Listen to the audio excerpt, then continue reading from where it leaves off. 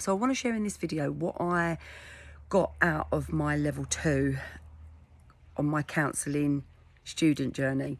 So I've already said in a video previously that I went to a taster day with a friend and really enjoyed the whole day, and the tutor there at some point mentioned that they have got a level 2 that we're starting to run soon.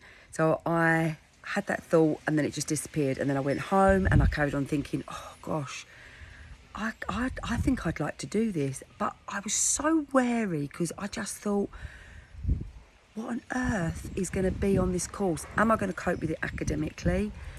Am I going to cope with it time-wise? Am I, spiritually and brain-wise going to be able to cope with a big, whole year? The level 2 is a year's course. Am I actually going to be able to cope with that?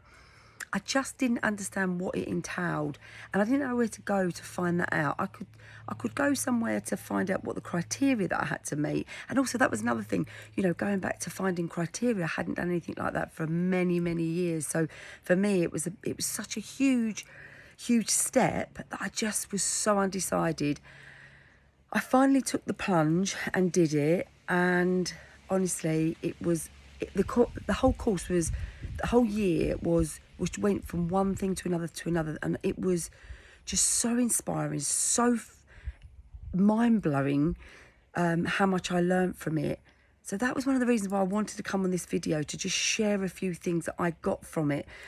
So I've always been someone that has been quite private. I've got a sort of a small group of friends that I trust. I've got family that I trust, and they're the people that I would go to. So for me to be in a room with people that were complete strangers that I was going to be sharing things with was really quite, it was something I'd never done before. So when I signed up for the course and suddenly realised that I was going to be doing that, I was a little bit, what have I done? What have I actually done here to myself?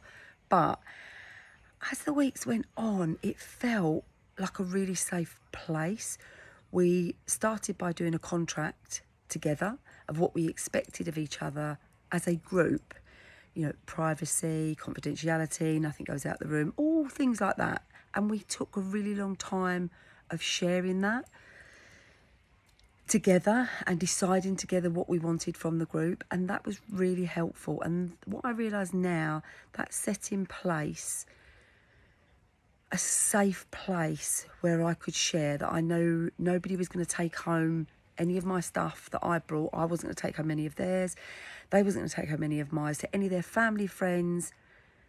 And that made it a real special year for me, that when stuff came up, when we did skills practice and things like that, I felt okay to share with complete strangers. And one of the things I was worried about was academically, would I be able to cope? I was never even at school the top of the class. And I always struggled academically.